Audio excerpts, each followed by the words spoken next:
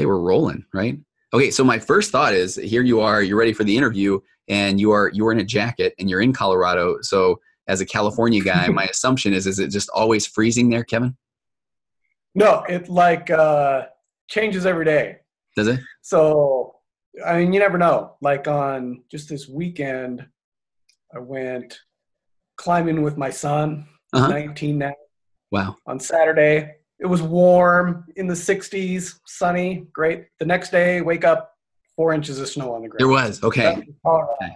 All right. So that is right. Okay. So hey, so it's climbing. I mean, and I want to get to our interview, but there's a lot going on right now about free climbing. I mean, are you a free climber, Kevin Pugh? No, Okay. I am not like Alex Honnold, the Right. Exactly. guy who does like, free solo L cap and that.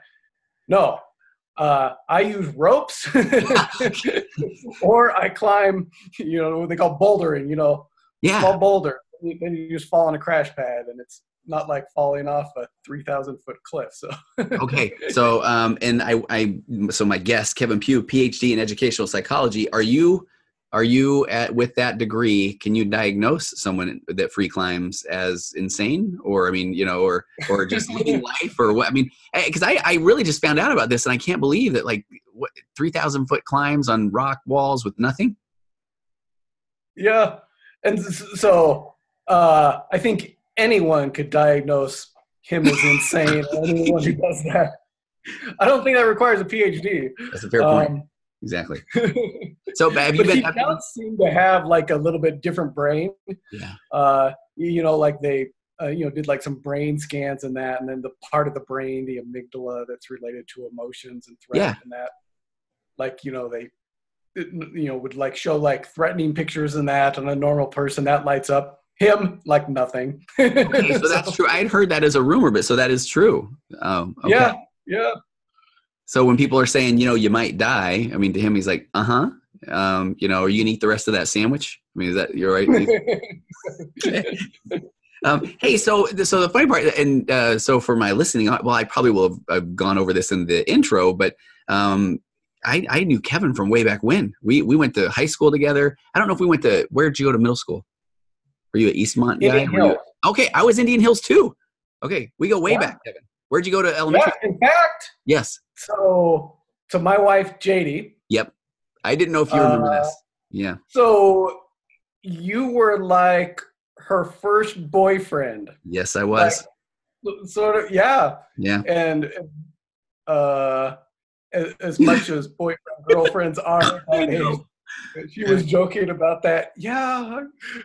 I was gonna ask. It's funny. I was gonna kind of lead into that as well. There. I mean, you're okay. Continue with the interview, Kevin. Is that all right? We're okay. Yes, yeah. I'm okay. Yeah. All right. Because I remember because that was back in the day. I believe that I asked her to go with me. I believe was the correct phrase back in the day. Right. And I was frightened of any physical contact. There was no hand holding or anything like that. And I don't remember if it lasted a week or a couple of weeks, but yeah.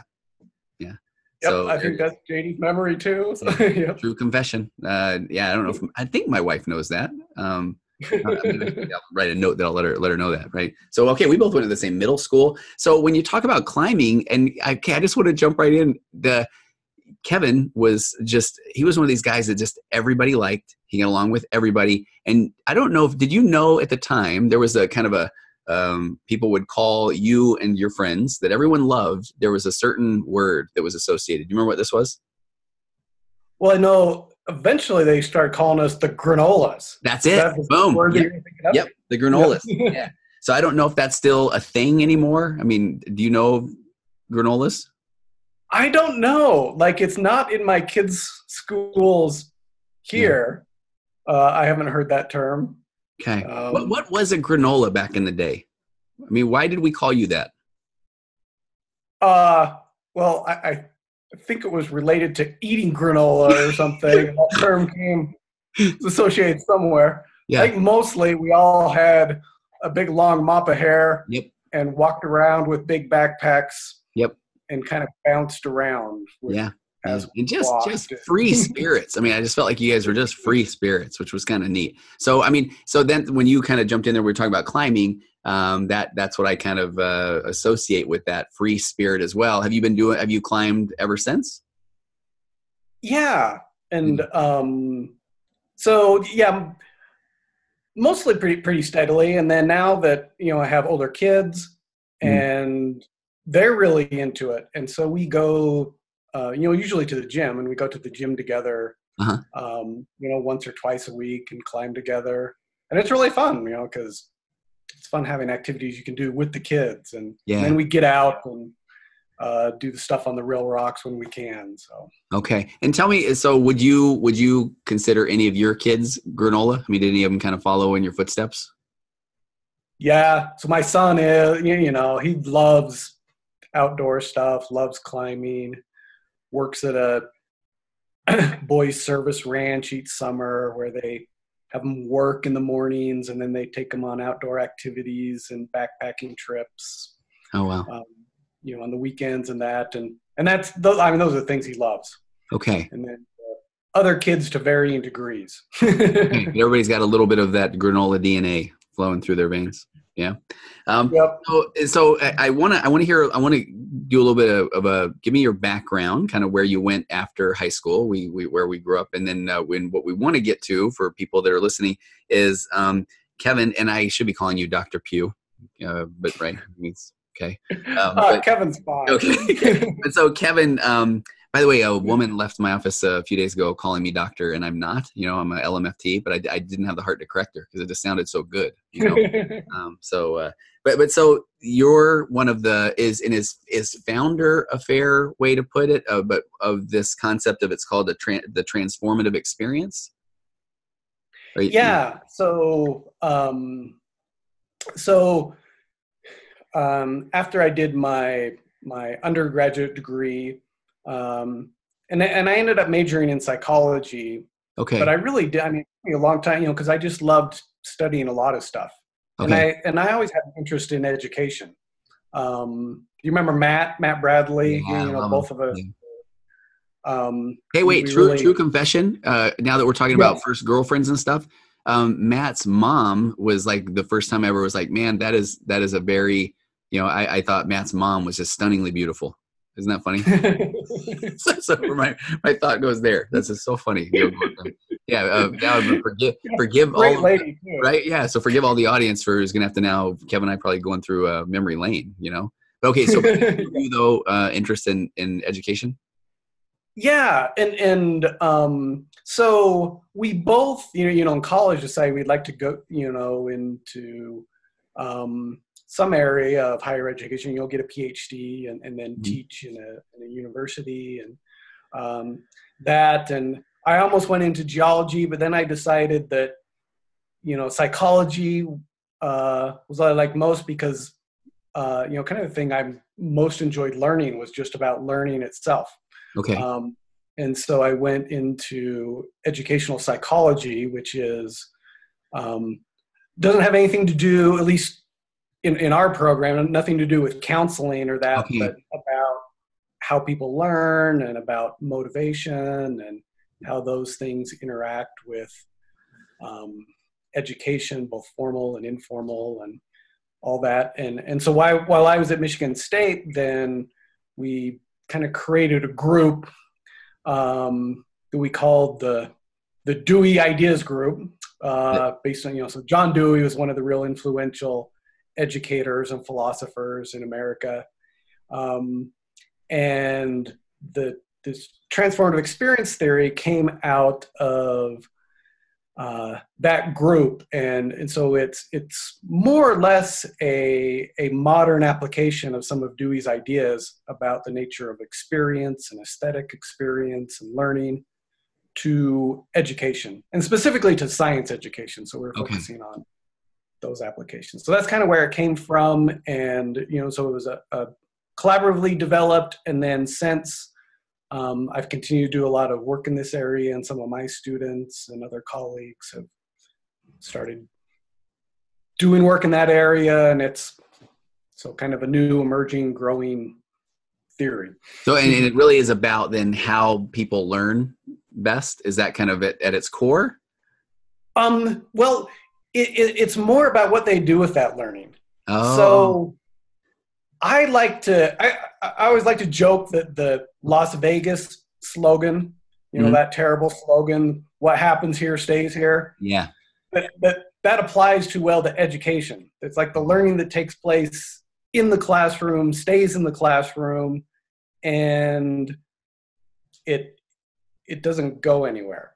And that's what I try to counter. And so a transformative experience is when you get the opposite, when students take an idea that they learn in class and they take it into their everyday life and use it to see and experience the world in some meaningful new way.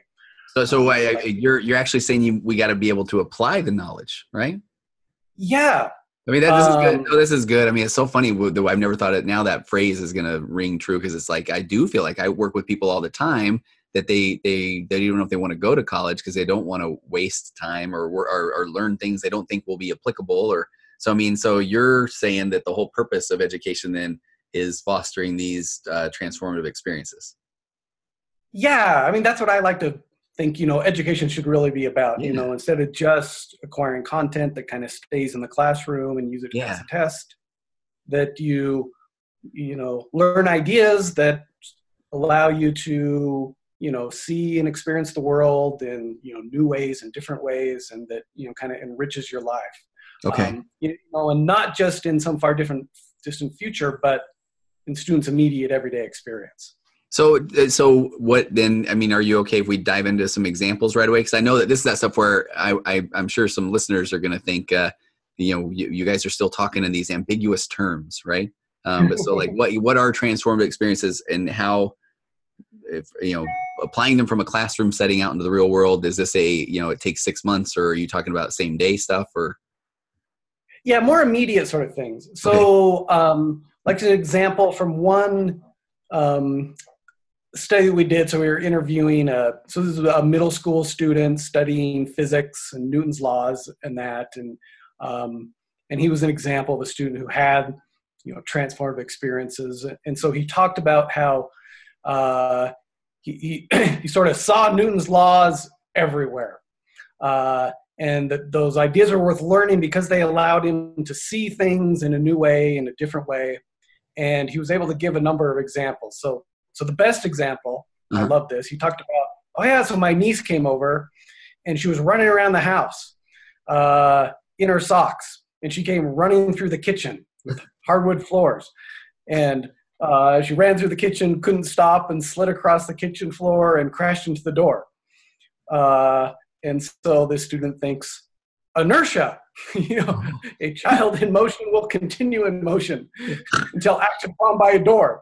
And he gets all excited about this, and is talking to his uncle about how you can see, his daughter's actions in terms of Newton's laws and all that. And he did this all the time. So, for him, Newton's laws wasn't just, a concept that you learn in the class, but it was this way that you could make sense of, and he had, lots of examples. But, everything from cars crashing, observed, to his niece crashing, and yeah. And now while she's lying on the floor crying, if he's pointing this out, maybe not, timing might be an issue, but I mean, exactly. But no, that's kind of neat though. So it's so where you're coming from then is that if we kind of changed, I don't know, maybe the whole paradigm of the way that we do learn or the way we teach, that then we would be noticing these things all around? Yes. And that, these sort of experiences would just become more common. And, so in addition to then just taking, their ideas into the world, they would be also developing more interest and value in different parts of the world. Okay. So like another example, from a younger student, so a fourth grade student, this is from a different study, and she was learning about geology and rocks and how to tell the story of a rock, about and all that. And she commented in an interview that, yeah, like I think about rocks differently than I did before. Like now when I don't have things to do, I pull out a rock and I'll think about where it came from and how it formed and what its name is. And then she says, I used to skip rocks down by the lake, but now I can't bear to throw away all those stories. Oh, It's like, how wonderful is that? that is pretty cool. Yeah. So for her, learning about geology has now made rocks, this far more interesting thing. And she started a rock collection and all that. And I think, and not just in science, but in all the subjects, so history can really, help us to see things like current events and social issues in a new way, and to see new meaning and ways that sort of bring added insight and value to those things going on in the world. And so I think education should be about doing that. So do you feel like when you're presenting this, do you run into people that still feel like, okay, that's fine, but it's all about the content. We need to cram as much content as we can. I mean, do you feel like you're running up against that? Yes. Yeah. So sometimes people do say that, like, oh, this sounds great, but ultimately, what really matters is I need to learn the content. And what we found is that these things are not mutually exclusive. Okay. And they go together. So, students who report undergoing transformative experiences, they also display better performance on assessments. And when you follow up, their learning is more enduring. They're less likely to forget what they learned or go back to prior misconceptions. And they display deeper levels of learning. So able to do some of the things like when you ask them to try to apply that learning to some real world situation, they can do that. Probably because, they've been practicing and engaging with it and developing sort of deeper connections between this new knowledge and their prior knowledge and their everyday experience. Yeah. So it really goes together. I mean, it's the anti-cramming for a test, right? Because you're not just trying to fill your head with the content, get the test and be done, which is pretty much also known as my undergrad and below experience. Yeah. And which, and then we do this and kids do this all the time, cram. But then what happens, is they lose like 80% of the information, in a relatively short period of time. So if the learning is more transformative, they retain it more. It becomes more deeply ingrained in their overall, conceptual understanding and everything.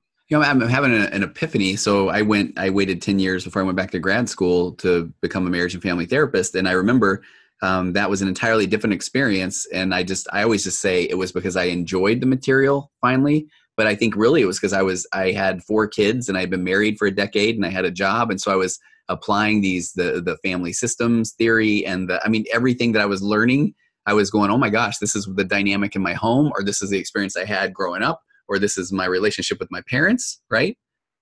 Right. Yeah.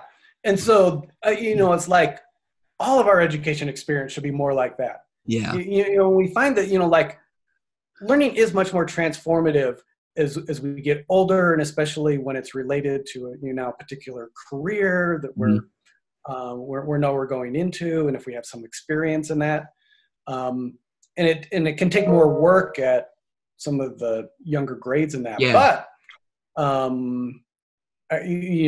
we can certainly do it. We can do a way better job than we're currently doing.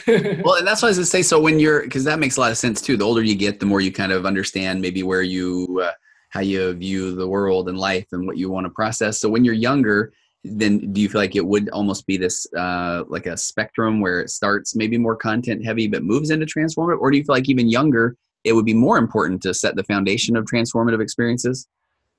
Yeah, and in some ways it's easier with younger kids because they're so excited to learn. Yeah. It's kind of like they start out and, everything's transformative. Like I remember, like when my oldest daughter, when she first learned to recognize the letter M, because her name is Kinley, and it starts with M.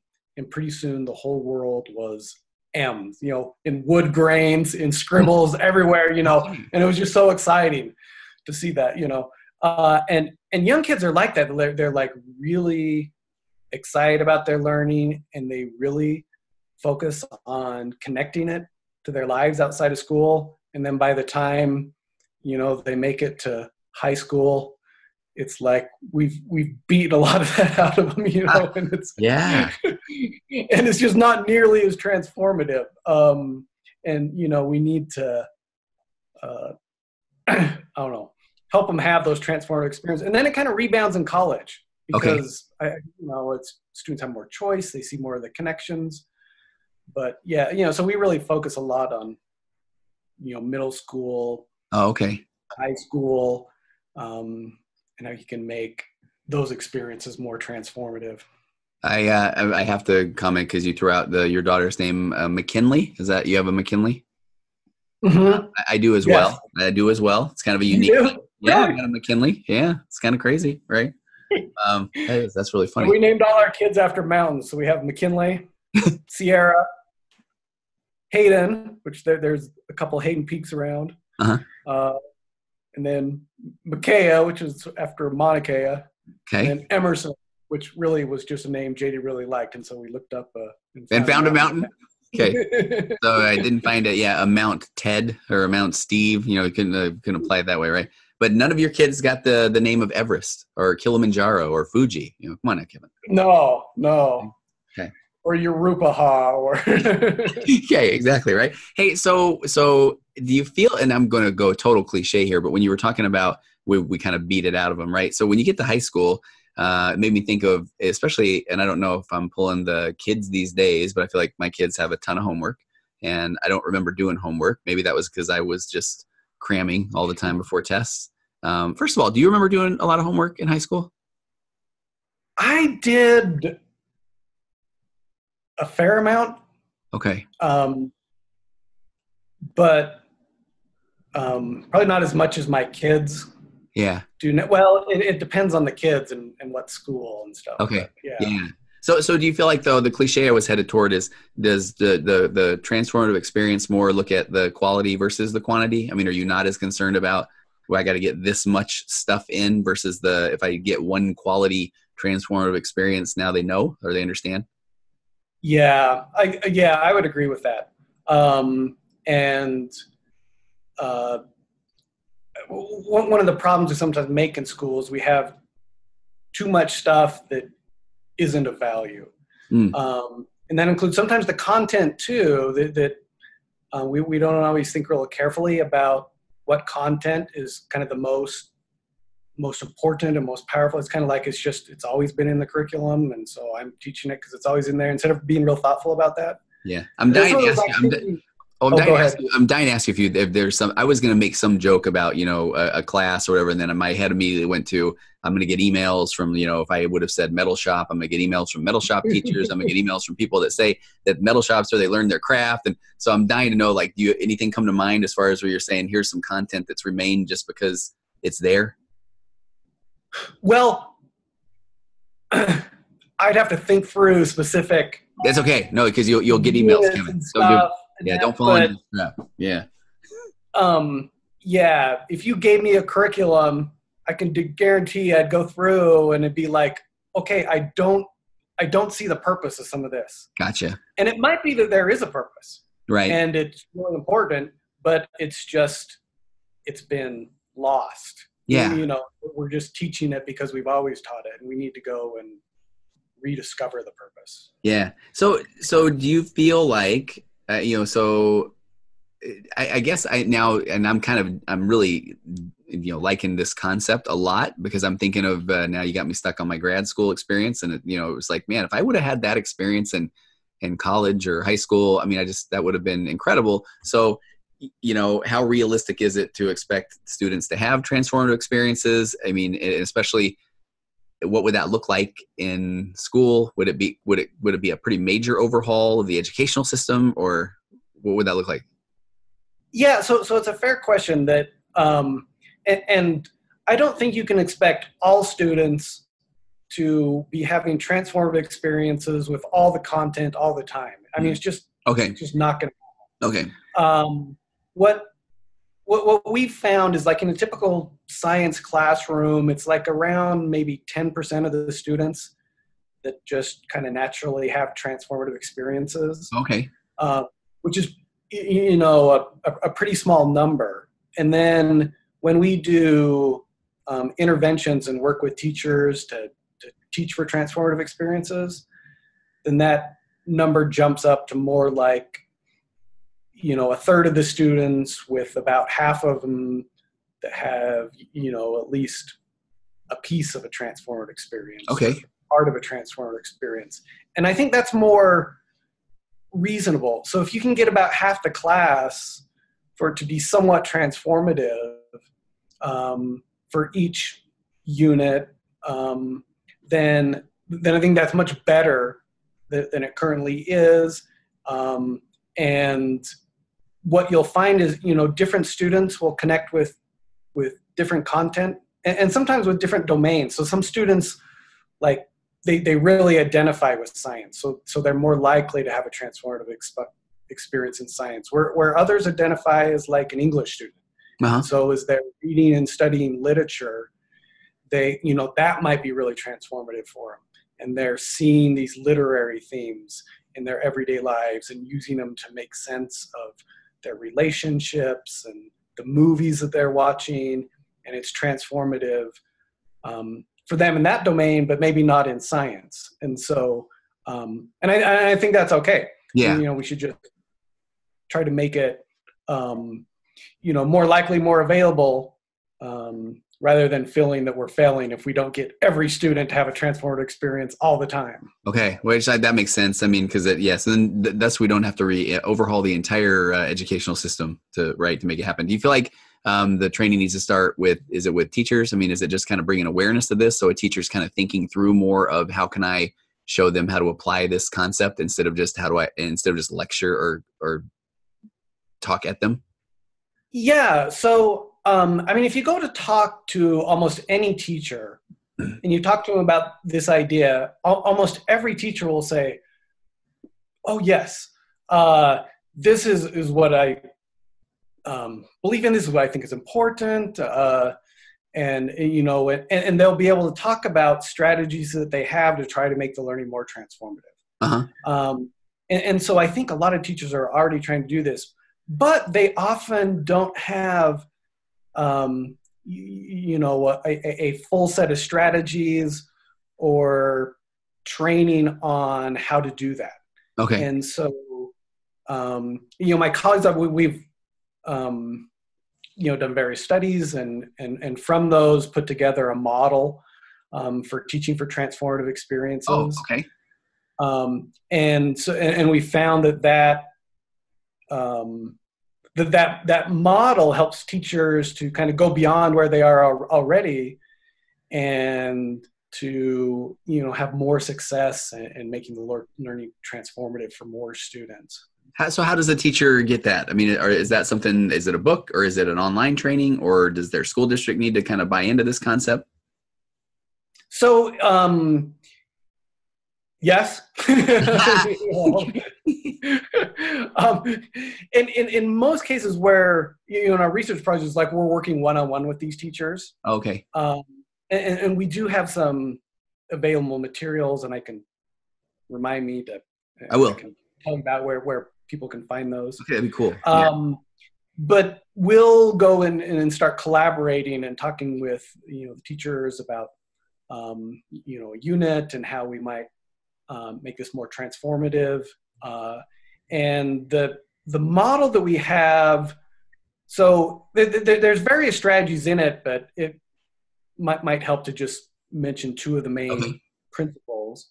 So one is what I refer to as artistic crafting of the content.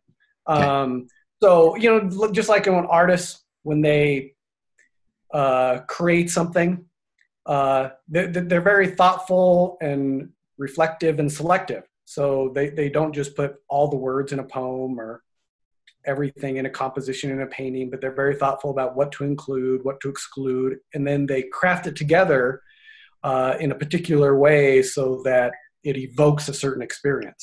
Okay. Yeah. And as teachers, we can do the same thing. That be very thoughtful about what we select to teach. What content has the most potential to be transformative for these particular students that I'm working with, and then frame the content in ways that one, create some sort of anticipation about acting on the content, trying it out in everyday life, and two, help them see the relevance of that content in their everyday experience. So, I like to show my students clips from the movie Dead Poet Society. Have you seen that? Oh, yeah, you bet. Yeah. And because I think it's a great example of how you can, frame the content in this way. So like when Mr. Keating, the teacher, when he introduces poetry and literature, he doesn't frame it in terms of the idea that, we're doing this because, it's going to help you pass the class. It's going to help you get good scores on the SAT and get into the Ivy League schools. No, it's all things like, no matter what anyone tells you, words and ideas can change the world. And we don't read and write poetry because it's cute. We read and write poetry because we are members of the human race.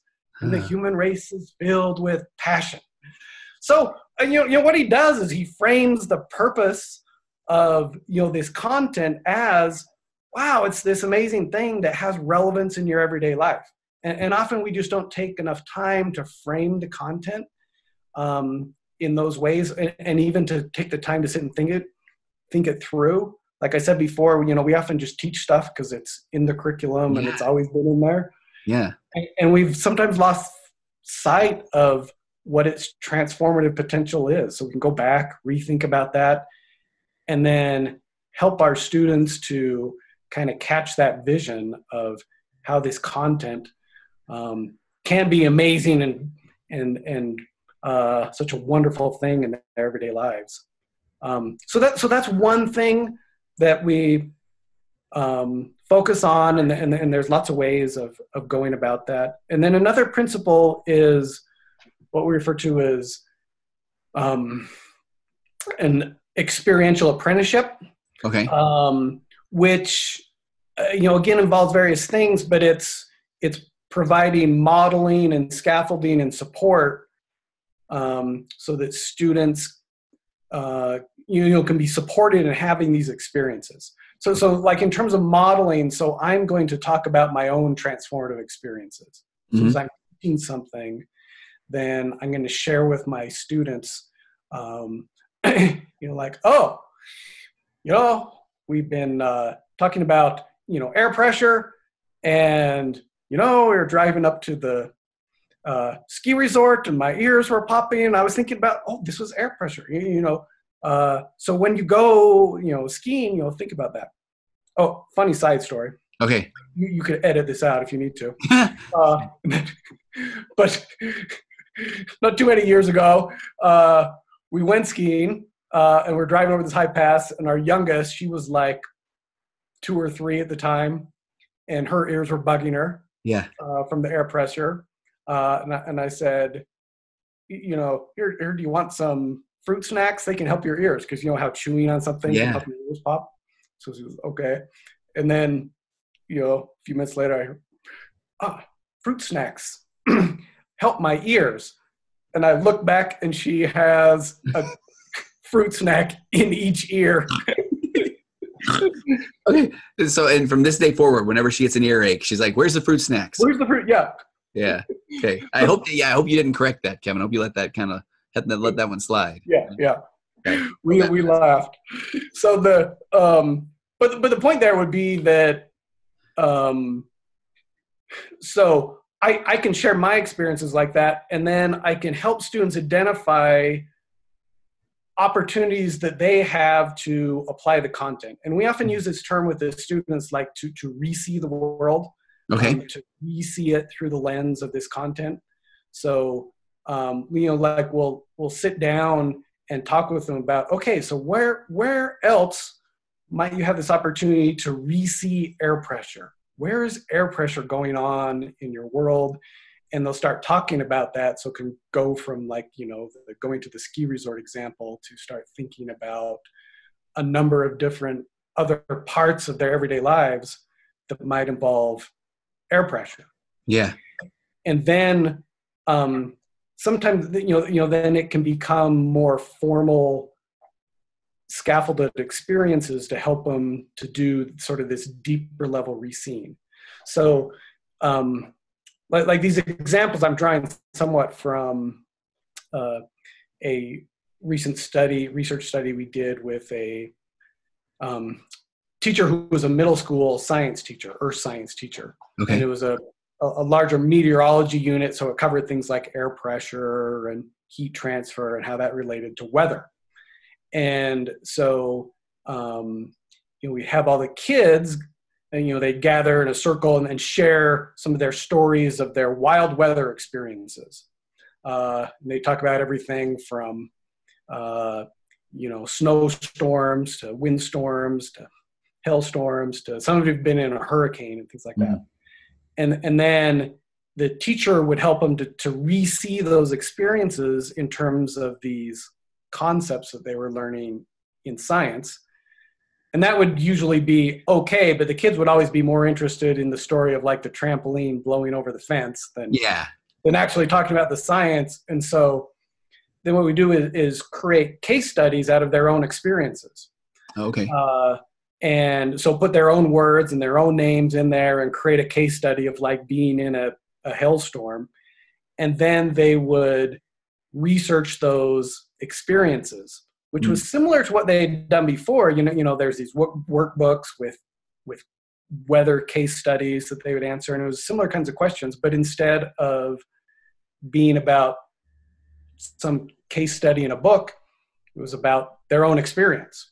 Okay. And that made all the difference. Yeah, right. Then they were all engaged, and it helped them to, start making the learning transform. Like, so in school, I can learn how, this hailstorm I was in, and now I all know how to do it. And then when they're outside of school and, they get caught in a hailstorm or it's just windy and that, they're much more likely to start thinking about in terms of the science ideas. It's like, I bet we have a high and a low pressure going on, and that's why it's so windy now. Yeah. I love it. So, hey, I'm curious, how does this affect ACT score, ACT test, SAT test, all the standardized testing? I mean, would it be ideal to be able to fit? I don't even know what that would look like, right? But fitting some of this in there, or what are your thoughts? So, those tests are usually focused on quite a different kind of learning, I guess.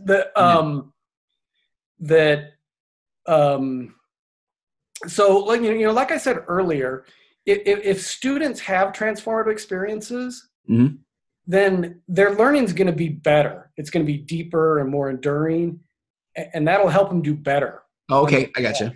Okay, so it's not that there has to be one or the other, but the transformative experience, how do you get that to teach the concept? So then on the test, now you're going to ace it. Yep. Okay. But on the other hand, because now we live in a sort of a time when there's a lot of emphasis on this standardized testing. Yeah. And there's a lot of it done. And so that, often can have a negative effect on whether the learning is transformative or not. Like it doesn't have to. Yeah. But it does, and it does more so in like lower income schools where there's more pressure to do well on the tests. Because what happens is then those tests put so much pressure and focus on just the learning outcomes themselves. And it's like, okay, I got to make sure I cover all this content because it could be on the test. Right. So I don't have time to focus on really making it transformative for a couple of the big ideas. And it's like, I just can't worry about focusing on this transformative stuff. I just got to make sure, I cover the necessary stuff. And it's, so I mentioned John Dewey before. Yeah. And he had a a metaphor that I really liked, where he compared the curriculum to a map. Okay. And said, that the map is a great guide for experience, but it shouldn't be a substitute for experience. And by that he meant, so like, maps are great. So I'm lucky enough to live, just an hour from Rocky Mountain National Park. And so I enjoy looking at maps of Rocky Mountain National Park, but their real value is in, guiding an experience, allow me to find a new hike or new lake to go fishing or place to go climbing and things like that. And Dewey was saying like the real value in the curriculum is in its potential to guide experience, to be like a map that allows us to have experiences in the world and to enrich and expand our everyday lives.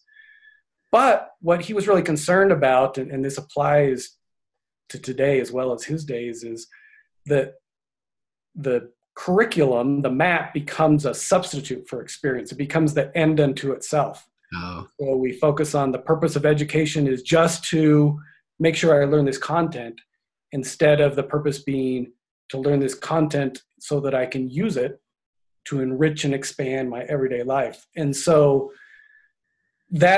so the emphasis on standardized tests, and like I said, it doesn't have to be, but sometimes this is what happens is schools and teachers and parents too, yeah, you get so focused on that we let the map substitute for the actual experience. No, that makes sense. I mean, because I do feel like there's so much pressure, and that the kids just they're almost in a state of panic of I got to just do whatever it takes to get the number. I mean, that's it, Yeah. Whatever it is. Hey, I've only got you a few more minutes. We got to get to your book. Okay. Okay. So this is kind of cool. Talk about it. You recently published a book, and I think it's for teachers, right? Yes. So it's a book on learning for teachers, but really also for parents and students and anyone interested in learning.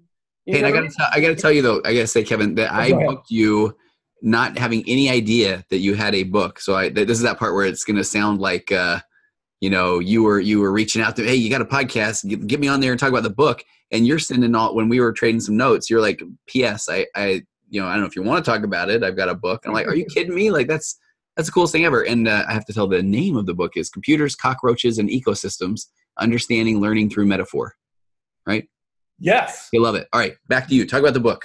Okay, so I wrote this for my students. Okay. So I've been teaching teachers and pre-service teachers for about 20 years now. Wow. And I've never really been satisfied with the books on learning, because the big problem, they're all textbooks. There's way too much information in there that they're kind of overwritten, and they're boring. No one likes reading them. Yeah. It's like the writing of the book violates all the principles on learning in the book. So I'm exaggerating. So, right. Yeah. So I finally decided, like, okay, I'm going to write, my own book for my students, and try to make it just more engaging and more accessible. And so it can be a book that, that someone, like a parent, would enjoy reading. And so, one of my insights after teaching about learning for 20 years is that most of the things we know about learning can be summarized in a few key metaphors. Okay. So the book focuses on these key underlying metaphors. And so that's where the title comes from. The mind as ecosystem is a foundational metaphor.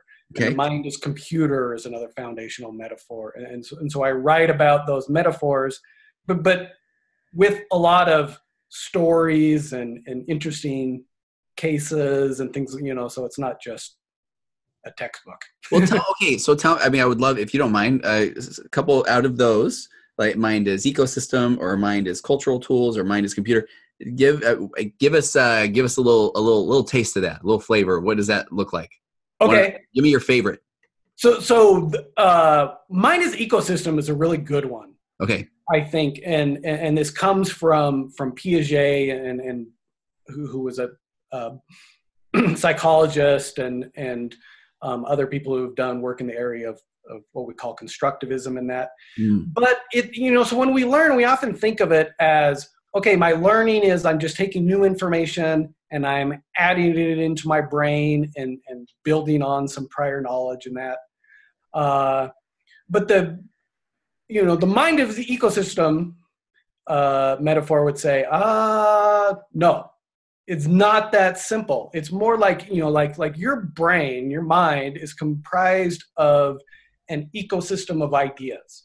Okay. There's all these ideas, and it's dynamic, and they're interrelated. And that ecosystem has this huge influence on your learning. So the way in which you simply make sense of the world is going to partly be dependent on your existing ecosystem. So people with different ecosystems will look at the same data, the same events and things like that, but understand it, make sense of it in very different ways and come to different conclusions. Okay. And this becomes a big issue, especially in science education, because, so students will have a lot of these existing ideas about the world. And a lot of time, so they're presented some new ideas, but the problem is those new ideas, they don't fit with their existing ecosystem. Yeah. So it's just like, it never takes root. And what we're, trying to bring about is like what we'd call an invasive species. Okay. So an invasive species is like when you introduce, some non-native species into an environment and it takes over and, causes all sorts of change throughout the ecosystem. This is where I wish I was some comic book guy where I could be like, yo, you mean like in whatever, where the thing comes from space and all of a sudden, right, but I got nothing. But okay, but I like this concept though. And I'd have to tell you. Oh, you got one? Yeah, so the example I haven't used like that. We used to go and up to Yellowstone and fish the Yellowstone River when it would open. They had an opening day and you'd catch all these beautiful Yellowstone cutthroat and that. Well, then somebody illegally planted lake trout in Yellowstone Lake. Okay. And like wiped out the cutthroat, and that affected like the whole ecosystem. The bears, the pelicans that used to come by, and the whole, had this huge effect throughout the whole. So that's what an ecosystem is like, and that's really what we're trying to do in education is throw a trout in there every now and again. Yeah. Get some invasive idea that comes in there and reconstructs your conceptual ecosystem. I dig in the work that I do. I mean, that's so funny you say that. I'm doing marriage therapy where somebody's saying, no, basically here's my ecosystem. Here's my schema. Here's my view of what a marriage should look like, because this is what I saw with my parents or whatever. And then somebody else, and I'm trying to even say, oh no, here's like this productive evidence-based way to communicate. And they're like, whoa. I don't know what that even means. Like this, yeah, I'm using your stuff, Kevin. This is good. Yeah. And so there's stuff in there about so what conditions do we need for us to actually be willing to, change our ecosystem? What will we call, undergo conceptual change? And and how do you support that? And so on. So the book goes through a number of metaphors like that, and with sort of general implications about what it means for me as a learner as well as me as a teacher. And so you look at it from either perspective. No, I do. Oh, all right. I'm going to link to your book. It's on Amazon, right? Yes. And then I'll have the link to your website. Where can people find you? You've got some good stuff on your website, right? Yeah. So I have a blog and a website. So it's called the Learning and Experience blog. Okay. They just Google that and my name, Kevin Pugh, it should come up. And I'll link to everything in the show notes too. Oh, perfect. Yeah.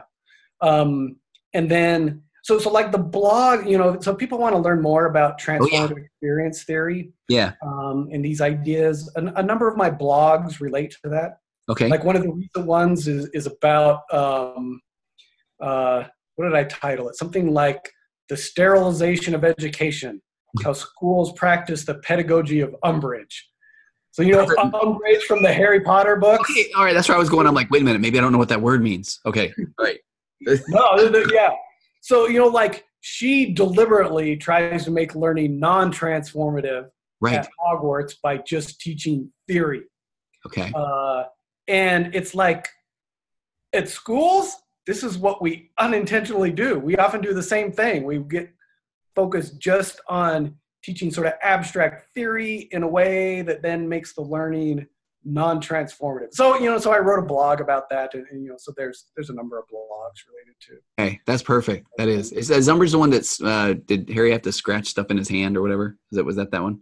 Yes. Okay. Yeah. Very bad person. She's like the most evil character in all of literature. Exactly. Yeah, of course. And they make her a teacher, Kevin. That had to have offended you during that whole the whole series, right? Dr. Kevin Pugh, thank you so much for taking the time today.